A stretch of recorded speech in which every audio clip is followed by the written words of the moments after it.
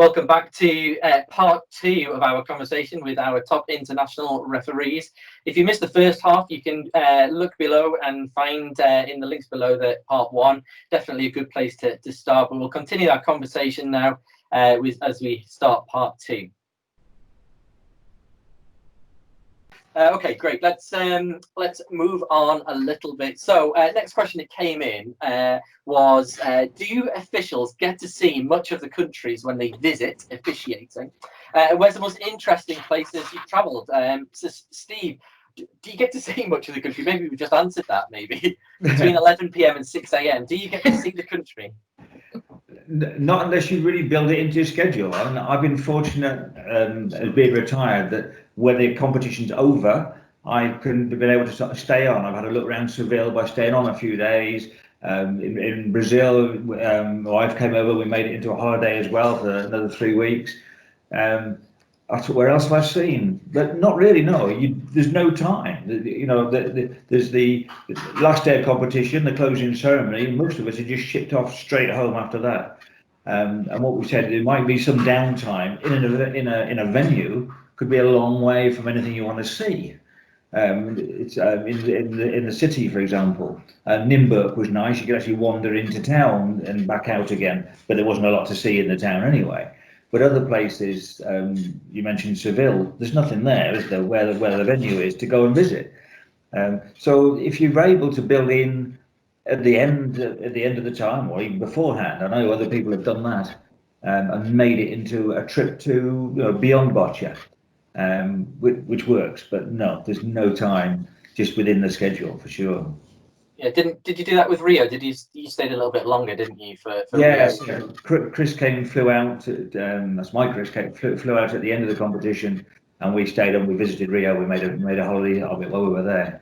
Now, one nice thing about sort of Bisped will actually arrange the flights when you want them to. So that's been good. And I'd planned. I've missed now, haven't I, Zagreb this year. But my plan was to go and stay with Goran, and I'd arranged that was going to happen this time as well. Although, I mean, that's another thing that has to be said about it. You know, the international friendships, which I know a lot of us have. He was someone I was going to go stay with, and I've hosted and been met up with people in the past as well. But during the Goran's a Croatian international referee. That's right, yeah. But during the competition, no, it's pretty full on. Yeah, I think it's one of those things where probably the more competitions you go to as well, but the less you see, it's more a case of I want to get in and go home, and that might sound like a bit depressing when you get to this stage, but that is one of the realities a little bit because of the schedule. It can be it's sometimes if you decide to stay, I'm going to stay an extra day. I'm just going to have an extra day, and I'm going to go into Seville. My advice is do that day beforehand. Don't do it at the end. Do it beforehand, because you've got the energy, you've got the passion, you feel like that you're excited for the competition.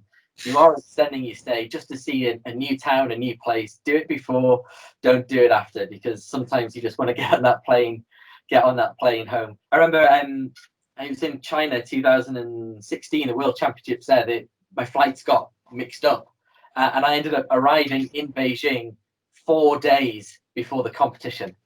And Beijing is a pretty big city, and if you think of almost like tree trunks, they're the rings that you have of the inner ring roads around Beijing. So think of all of the layers before you get to a 200, 300-year-old oak. That's where we were, right on that outer ring road, and on the wrong side of that, we were past the ring road.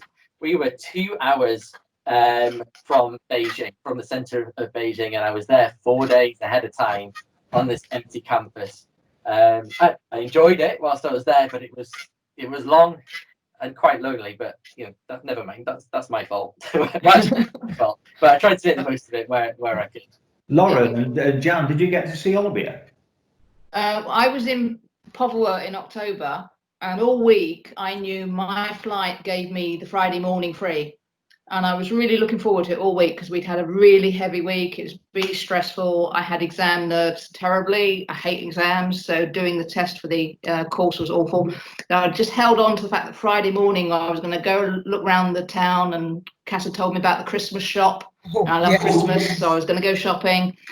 Then it turned out Friday, not only was it a national holiday, so all the shops were shut, but it tipped it down. Real heavy rain all morning. So best laid plans blown out of the water. Yeah, I forgot about football, wasn't it? Yeah. All right. Yes. We didn't get to see Olbia in the end.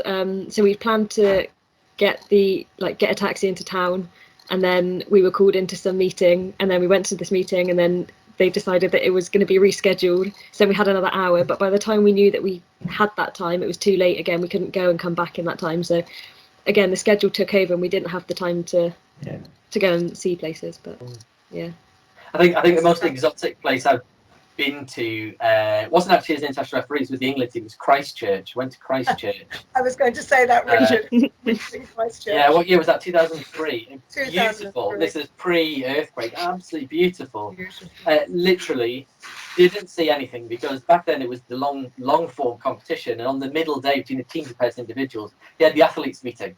That's right. And I was providing some personal care, and the athlete that I was caring for wanted, absolutely rightly, to go to the meeting, but if you weren't an athlete, you weren't allowed in the meeting. So the one day mid competition that we had, I sat outside the stadium, which I'd spent the whole of the previous weekend on the floor. There was no seats provided. I think Kaz and your husband Mervyn was there. We were the ones that were there, stood with the athletes, and that was the one time. 4 hours we had, and where did we stay? Outside the venue. And I think we managed in that 4 hours to zip in through the botanical gardens, which everybody raved about, which I've never really looked at. The botanical gardens in Christchurch, and we ended up at the All Blacks shop to buy a pair of socks and to come back to go back to the venue. And that was my trip to New Zealand. And everyone said, "But did you see anything else?" No, that was it. The venue, hotel. But that's life, isn't it? Hey, you saw more than me, Kaz, and I'm not bitter in any way, shape, or form. Richard, haven't you spoken in the past about a day off mid-competition? Yeah, so again, in the CP Isra days, so before we had these multiple and many smaller competitions, we would be away for 10 or 14 days, and that middle day, which was the athletes meeting day, would be a training day. So it was usually individual competition first, then there would be the training day where there would be an athletes meeting, and then teams and pairs, and we would have a day in the middle, and we'd have duties, we'd have meetings to do, and depending on our performance in the first half of the competition, that meeting might be longer or shorter. It might be one-to-one. But we did have those days, but it wasn't a day off. No. It wasn't a sightseeing day. I remember in Porto, I think this was one of the last CP Isra competitions, and it was Leslie Haliki was the head referee, and I love Leslie. She is Canadian head referee, but you know, straight down the line, and she brought us in on our day off, or this middle day, and sat us all down and went through, you know, that we aren't there on a holiday. You know, we are there to work, to volunteer, to give our skills, and that we should bear that in mind with, you know, what we want to do with the rest of the day. Of course, by this point, it was already about 1:30 in the afternoon, and we'd missed lunch and all. No, but it was a really good reminder that even though we had that day, we have to be careful. We've got to make sure that we are fit and prepared for the second half of the competition. And it's always interesting when you have a split competition, individuals and teams and pairs, because individual matches are thick and fast. There are hundreds and hundreds of them, and it feels like, you know, one of those clown tricks where they're always pulling out the ribbon. It just is never ending.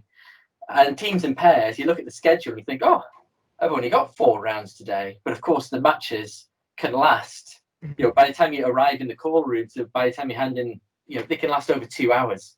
And so the days look quite different. It's a different type of resilience. It's definitely a mental resilience is required for teams and pairs matches. It was one of the reasons why they switched it, actually. When Bislett came in, they switched it, put teams and pairs first and individuals second.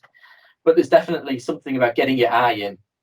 Individuals is a lot easier there's less people to watch. And, I'm sure all of the people watching will know that a lot of the rules or violations are around BC3s and their sports assistants. And suddenly if you've got, a pair and a substitute, 3 sports assistants and a coach per team that you have to keep your eye on, and it's day one at 9 a.m., it can certainly be a shock to the system. Absolutely. I think it's also, you have times where you start your day in one competition, and by the end of the day you've gone from your individuals to your teams and pairs, or from your teams and pairs to your individuals. So it's not just preparing yourself on that for the next day going into teams and pairs or going into individuals.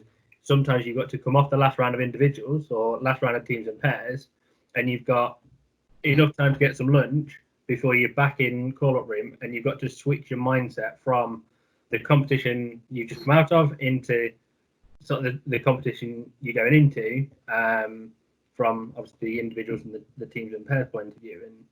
And that can also be a challenge in itself, when you say about remembering assistants and coaches and the substitutes, to remember when you've got them and when you've not, at like the midpoint of your competition, can be quite a challenge sometimes.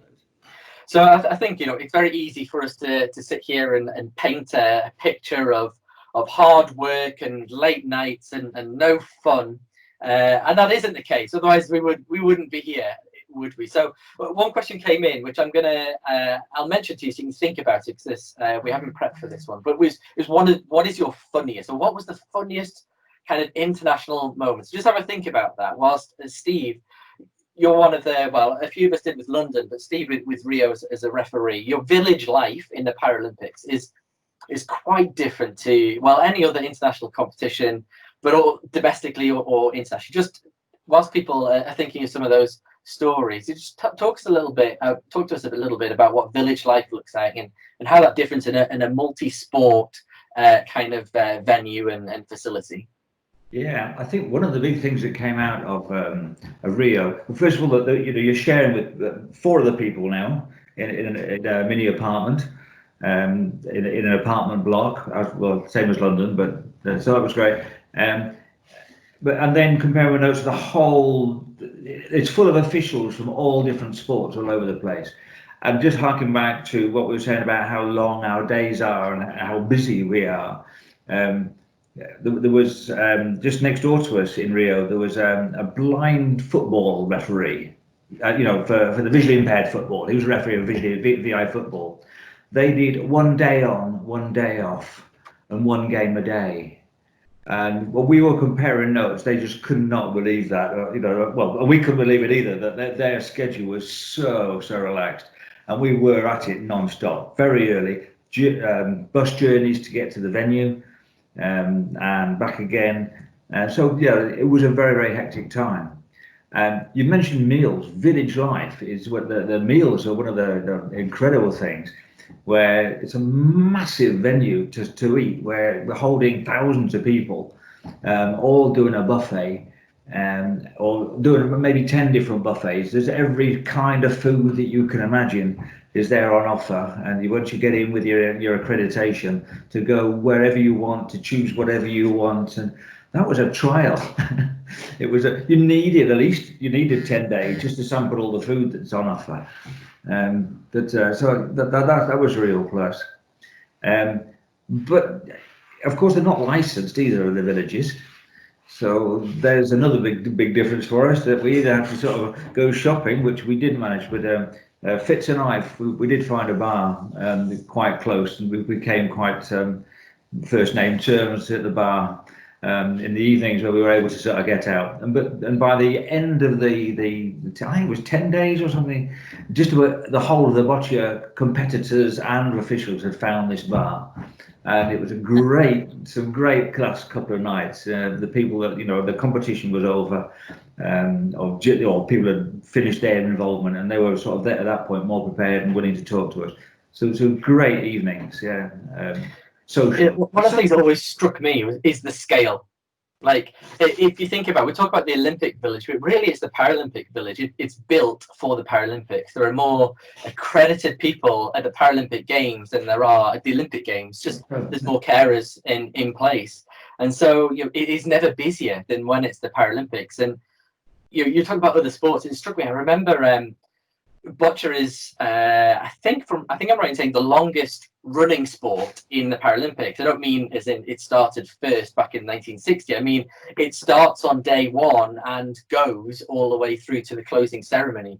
And you'll have officials who will fly in for 2 or 3 days, because that's how long their competition runs for. I don't know, let's say, try to think of a quick competition, but it could be any competition. But for example, wheelchair basketball and wheelchair rugby, they share the same venues. Both competitions are 5 days.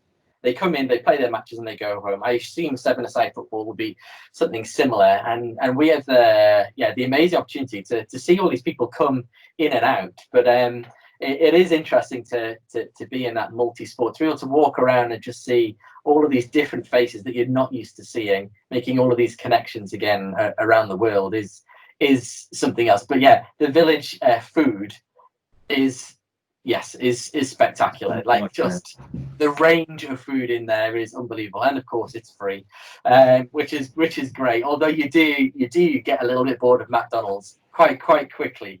Especially when that McFlurry machine breaks, but that's it. And again, I'm not bitter. It's just one of those things that happens. But yeah, Kaz and Dan, you're in London. Lauren, were you there in London? But how did you guys spend? Because Lauren, you must have been a teenager. I'm guessing you were 15 or so when you were at London. What was that? I was like just started secondary school, I think. I remember it being just huge, like you said, just so much bigger than I could have ever imagined. And obviously, we'd only ever played boccia in a hall that wasn't big enough to play it, really, on a court that was marked out with string. We just made it up as we went along. Like, we'd never seen a boccia court. Like I said, we never knew there were referees and coaches. We never thought, we didn't know what to expect. So it was definitely eye-opening, to say the least. But yeah, it was just, like I said, to see like 12 plus courts in one place was just mental. It is something special. Yeah. Dan, you were scheduled to be out in Tokyo in a couple of months time. Obviously, we don't know what's going on with the future, but just talk us through those those emotions when you got the letter, when you got the nod, and what. Yeah, talk us through that process. Yeah, it was quite. I wasn't expecting it. I was preparing for the competition in Seville last summer. So I was actually looking through my emails to find my booking reference to book my car park, and just saw this email come in, and I was like, I'll come back to that one. So I was scanning through, and then I came back to it, and I'm going to be honest, I threw my phone across the room and yelped. Because I really wasn't expecting it, and then spent the rest of the evening on the phone to family to sort of to tell them. Like I say, I wasn't expecting it. I think, and part of it is, as referees, we don't always know when the process is happening. So we know for the regional championships, the regional opens, the world opens, we put our availability forward. But obviously for the Paralympics, it's decided by the referees committee. So those conversations are happening. You don't know they're happening. You don't know when they're happening. You get the email and you get the notification. Or not. Or not. Yes, or not. Yeah. Yes, for every celebrating person, there's always a disappointed one. That's the way of the world. So, one of the questions that had coming in was around kind of our funniest moments. Maybe as a referee, it could be on court or off court. Jan, we've not heard from you for a little while. I know you're new-ish as an international referee, but even domestically, is there any kind of stories that spring to mind, or moments which you thought, I'm going to remember that? It was funny now, but at the time it was quite shocking. It was back in Padua, and I was a liner, and I'm focusing on the players, and the referee's focusing on players in different. And there's this enormous, what sounded like an explosion, and we stopped and everybody else stopped around us, and we weren't sure what had happened. And it turned out that some of the other referees were in the top balcony and they'd knocked a water bottle off, but it was a metal water bottle. So it landed almost 2 stories onto the court at the back. It split, it landed with such impact, and water everywhere. So now it's hilarious, but at the time it was, oh my God, is it a bomb? Is it a gun? What's happened? And the referee in case blamed everybody else, just sort of pointing at everybody else. It's his fault, it's her fault. So words were had afterwards, but it's funny now. Yeah, Pavo is an interesting stadium. Just paint a picture. What does it look like and feel like to be a referee there? It's great because it's small in a way. It's because it's enclosed by the seating around it. So on almost 4 sides there's seating, and then at one end there's a couple of glass rooms, which is one of the referees' rooms, and a training room. But otherwise, there's spectators all the way around, but they're up, so it's sort of a floor and a half, and it's great having that, because we go to so many domestic venues, and it's heartbreaking in a way, the effort that the athletes put in to train and to get there, and they get to the final, the BE Cup or whatever, and the only spectators are their family. You don't get people walking in and off the street, whereas at Póvoa, there were school kids coming in, there were members of the public coming in, there's family, there's friends, yes, but there's a big mixture of people there, and there's flag waving and cheering, and normally there's silence, and all of a sudden you're on one court and there's this great big cheer goes up from the crowd, and you're not sure where they're cheering or what match it is, and you think, no, it's not my court. I don't know what's happening. So it's great to experience that. Yeah. Anyone else got a good story to chip in with, an anecdote? I think one from an off-court experience was 2017 in Seville. Competition was finished, and it was the last evening, and we found a bar next door to the hotel, and it turned out that it was a karaoke bar.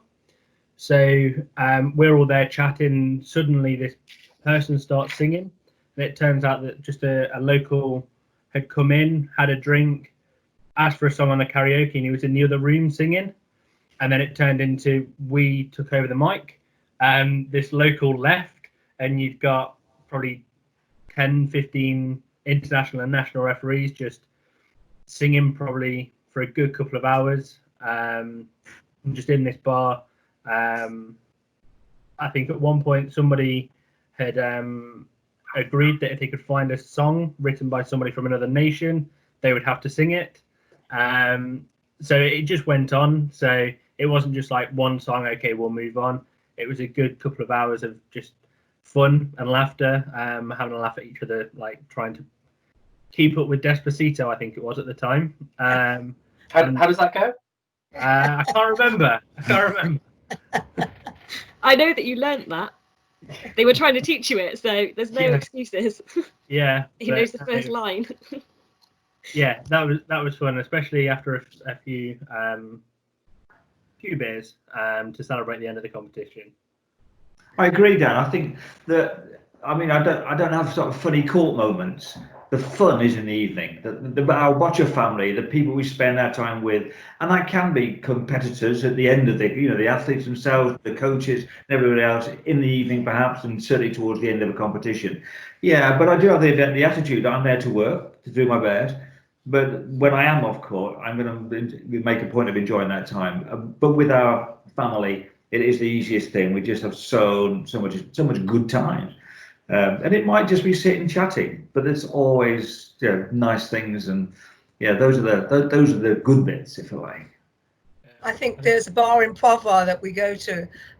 It's frequented by the referees every time the competition is on, and they do the most amazing cocktail sticks. They're seahorses.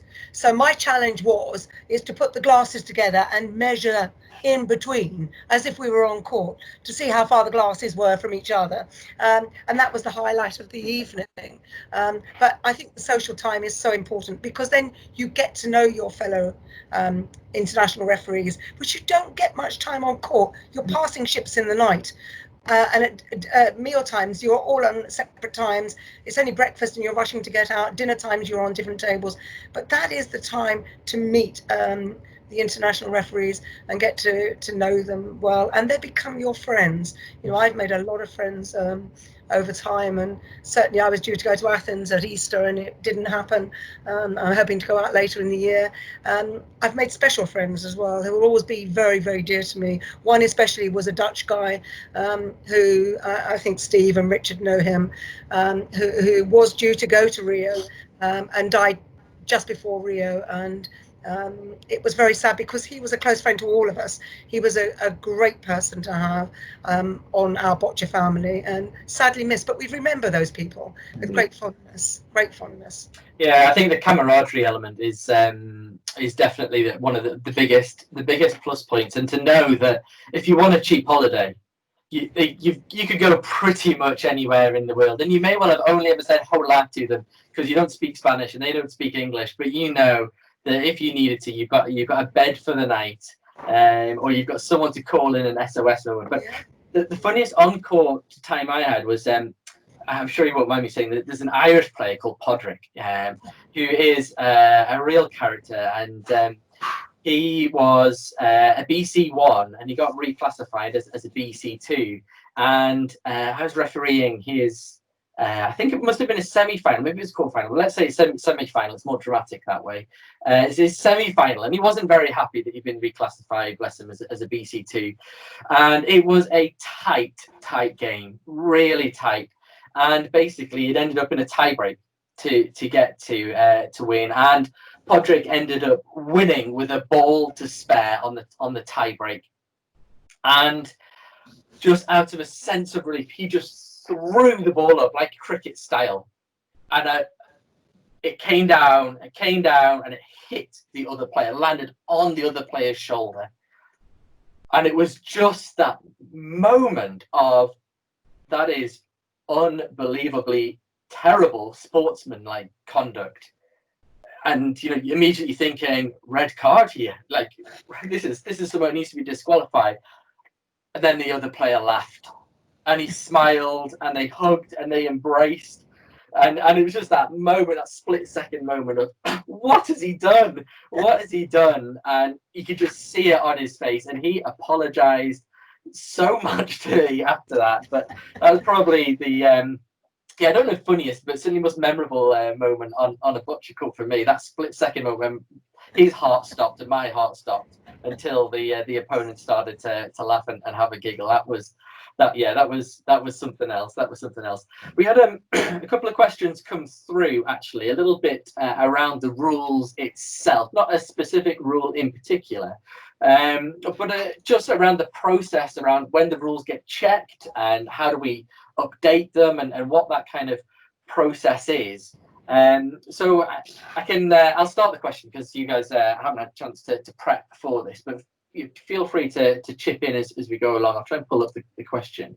But essentially it's around the rules generally get reviewed every 4 years or so.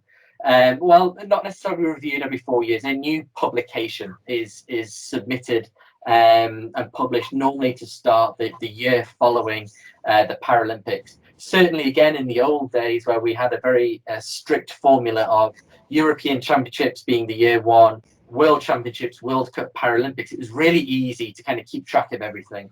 But I can tell you it is definitely a test of an international referee to keep on top of not necessarily the rules, like I say, they don't change so much, but the interpretations around them. There are so many more referees now, so many more international referees. Before, when I started as an international referee, there was probably 40 international referees in the world, and now there's hundreds. Yes, the competitions are smaller, but of course that means there's many more competitions, many more head referees. And again, back in the day when I started, there was a group of head referees of 3 or 4, and they were always the head referee for all of the competitions, and so you had a consistency. So for me, it's not necessarily the schedule for when they update the rules. It's all of those interpretations as you go along. Has anyone come across any of those interpretations or fallen foul of any of the interpretations, or had one of these things where you've ended up in a conversation with the head referee, not quite understanding where they're coming from? Steve? Yeah, I'll chip in. I forget which event it was, but I was into, it was a pairs game involving Canada. And it was when we had touching balls, so equidistant balls. You created it, so you play again. And then they did the classic thing of moving one of their balls out with the next ball and having another touching ball situation. And I saw that then as a different situation. It's now, I think it's what brought the rewrite around, but it's now been spelt out very, very clearly. But it was quite clear that Canada had a completely different interpretation of what the situation was to myself and the head referee. Canada did win the game, but they did say there was no way they would have signed the sheet had they not, because of it was refereed badly. Was the line they gave. But of course, Gary van der Vis is Canadian, and he was at that point chair of the rules committee. So in casual conversation over the next couple of days around the village, we actually had some really quite good conversations. But it was strange at the time. Yeah, I made a call. They disagreed. I called the head referee, who agreed with the call that I'd made without even explaining my call. So it was, oh well, that's all right then. But Canada were quite incensed that no, this was wrong. So if you like, I'm involved in a rewrite of the rules because it needed clarifying. But no, that's as close as I can get to any sort of dispute of those sorts. Yeah, the follow-up to that was around athletes and their involvement in the rules, and it's worth saying that as part of the rules committee, and there are athletes involved. There's an athletes representative. I think right now it's Gregorius from Greece is the athlete representative, and of course there's athletes meetings, and often there'll be open forums where referees, players, coaches can all be in the same room together to kind of talk through some of the rules or some of those interpretations, to kind of not correct them on the day, but correct them for the future.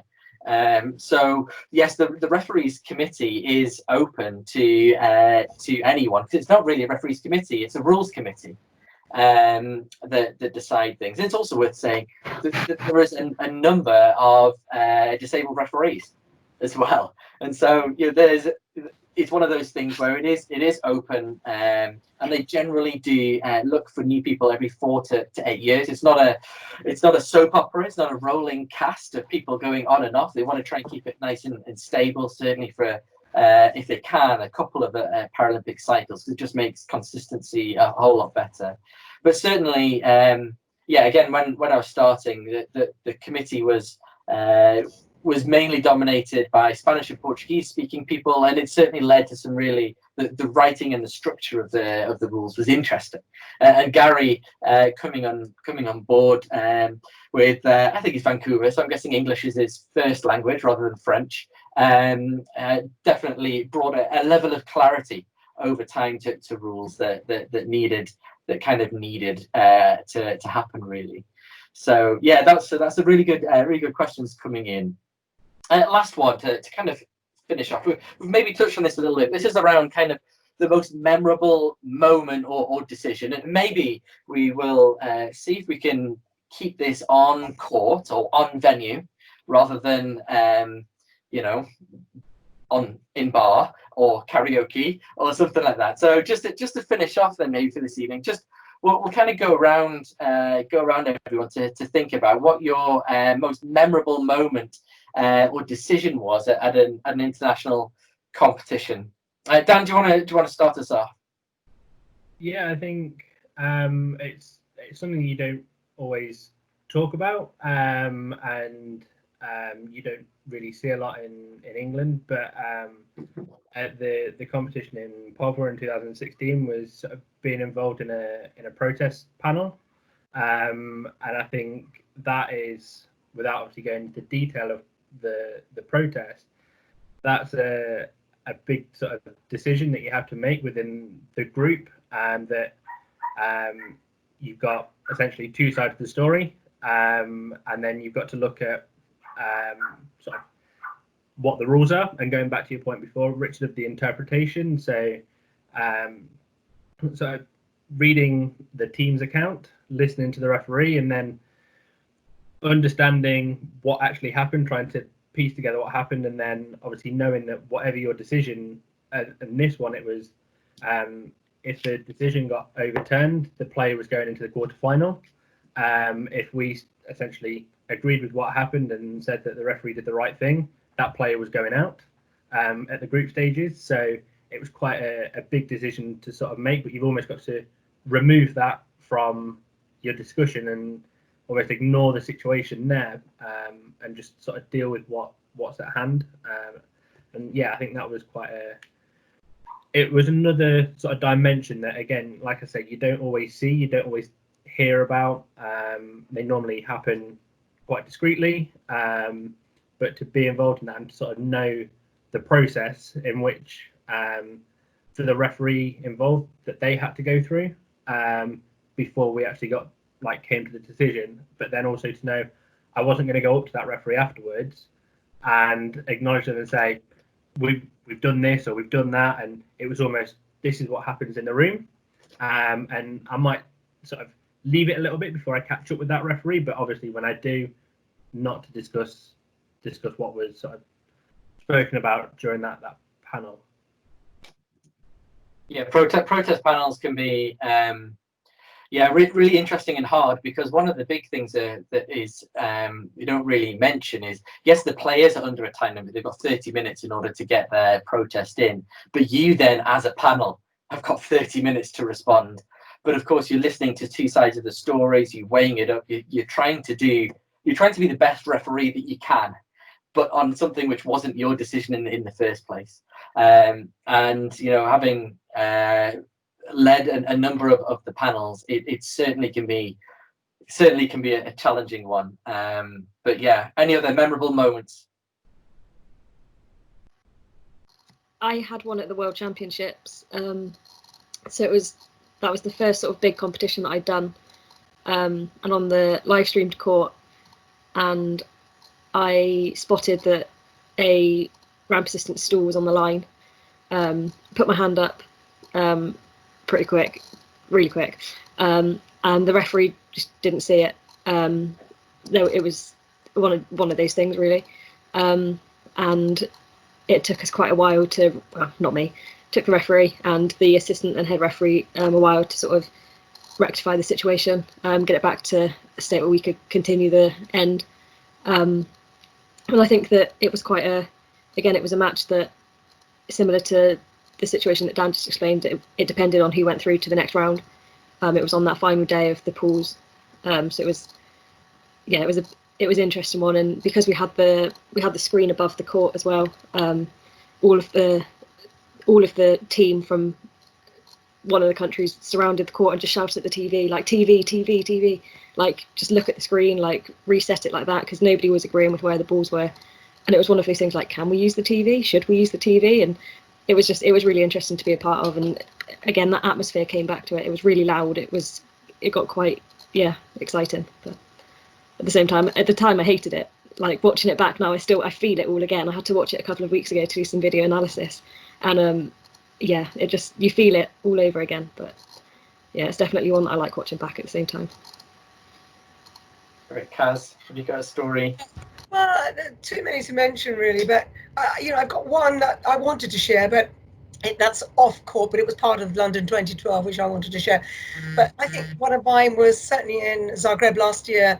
I had the semi-final, one of the semi-finals, and it was going to determine who went through to the finals for those points to qualify for Tokyo.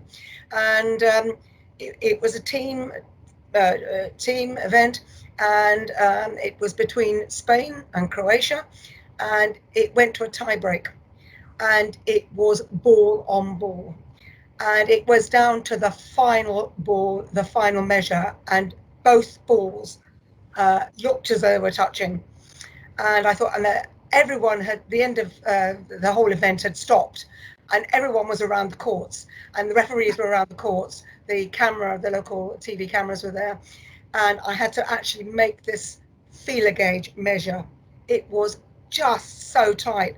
I could hear a pin drop. Everybody was, and I took that measure, and it had to go to the team that obviously were holding, and they didn't call it. They just accepted it, and the applause that went round was amazing because it was the Croatian team that went through.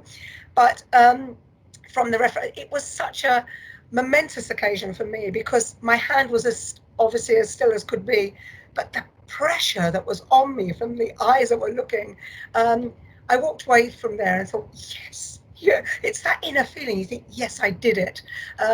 But the one point I wanted to make, Richard, about 2012, and I wanted to share with everyone, is I wasn't a referee in London. I was on the federation. I was a federation manager. So I was working with the international referees. And the only wonderful thing I could tell you was Excel. Every ticket for Boccia was sold out every day. I'd come in at 6 o'clock in the morning and Boccia was sold out for the entire event. All the other events, tickets still available. Boccia, no, it was a full house. And that to me was one of my most momentous occasions, that Boccia was a sellout. It was that good. Yeah. Yeah, fantastic. Jan? I'm not sure I can follow that. That seems unfair. But again, back in Povua, I was lining. It was my first match, and BC3s, and the assistant communicated. It was a signal, a hand signal. And you got that moment where I'm sure I've seen what I've seen, but I'm going to give them the benefit of the doubt. I'm going to wait. And he did it again. So I put my hand up at the end once he'd played his shot. The referee waved me away. She didn't want to know. So I stood there and they played the next shot and he did it again. So I put my hand up again and then the referee called me onto court and we had a chat. And unfortunately, there was that language barrier. So I was trying to explain to her what had happened and she went, no, fine. So I go back and the next player plays and it's fine. And then back to that violation assistant and he did it again. So I put my message, she said, what is it? And she was almost getting angry with me. So no, I'm sure this is a violation. So I was explaining what, and she calls the head ref across. So now we have 3 languages going on, as Dan said earlier. And I'm starting to mime because obviously what I'm saying is not penetrating. And so, okay. So they go across to the player who's a 4th language and just saying, I don't understand. He's waving his hands, not me, innocent. And they explain. And he goes, I didn't do anything. But after that, he never did it again. So he knew perfectly well what he was doing. It's just being that perseverance with a language. And if you have to mime and do sign language, even though you're not a sign language communicator, it's getting the message across. So, but as Cass says, it's knowing that you've done the job right because he didn't do that violation again. And I had him later on in the competition and he saw me and he didn't do the violation again. So if you're doing the job right, it works. Steve, you're back. Welcome back. We're on to the last question. Just run us through, what's your most memorable moment on court rather than off court? That's what we're finishing on this evening. You're on mute, by the way.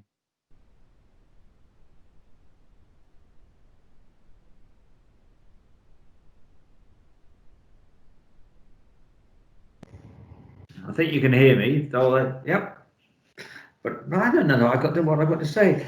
Earlier today, I was thinking my best Boccia moment is my next competition. That's the kind of thing that I'm really looking forward to. I mean, I don't. Yeah, when I should have been in Croatia this time, but that got coronavirus out of it, didn't it? Just as Nantes has as well for Jan and Dan. We've all come unstuck through that, haven't we? This time. No, I don't know. I don't know how a particular, nothing in particular stands out. It's just been an amazing experience to add to my career as my working career as a teacher. Well, it sort of fed into that, and still all that I do. It's just a huge part of my life. I wouldn't want to change it. But no, I don't have anything that leaps out and says, "Oh, that's unforgettable." Well. Yeah. Perhaps it was at the time, but I have forgotten. Maybe you've got your best memory to come, and yeah, that's something to look forward to, I suppose, isn't it? Well, yeah. So the next competition is my best boccia moment at the moment, as it stands, and I hope it's soon. That's whatever. And even if, well, not even if, but it could well be Sheffield, couldn't it? Come up in autumn. I'm really looking forward to getting us going again. So. Yeah. Well, look, thank you everyone for sharing your evening with us today. It's been fantastic chat. We've never done this before. We've never talked like this before. It's been so great just for me to hear your insights from Lauren and Jan coming up, recently, to Dan's big news around Tokyo, to should we say wisdom of Steve and Kaz? That's not putting an age on it, is it? That's a compliment. But no, look, if anyone is interested in refereeing and is transitioning into that and volunteering, then do it. We've talked about at the very top and some of those difficult decisions, but hopefully what's come across is the camaraderie, the friendships, the conversations that you have with people, and the opportunities to travel. You may not see very much, but you do get that opportunity to travel. And if you can stay an extra couple of days, then you absolutely can. So if you are really interested in taking this further, maybe you're an athlete looking for a new career path, or maybe you just stumbled across this and this is a new sport to you. If Jan can come in 2015 and become international in 4 years, if Lauren and Dan can come in, and I came in as teenagers when we were kind of 14, 15, 16 and become international referees, like you can do it. And whether you're retired like Steve and Kaz and don't have your own knees any longer, you can still do it and perform at the highest level. So if you're interested, email Natalie at the Boccia England office. You can just contact her on info@bocciaengland.org.uk is probably the easiest way. But with that, thank you so much, guys. It's been a pleasure to chat with you, and maybe we'll do this again. We'll see you later. Thank you, and keep safe. Thank you, everyone. Thank you. Bye. Bye. Bye.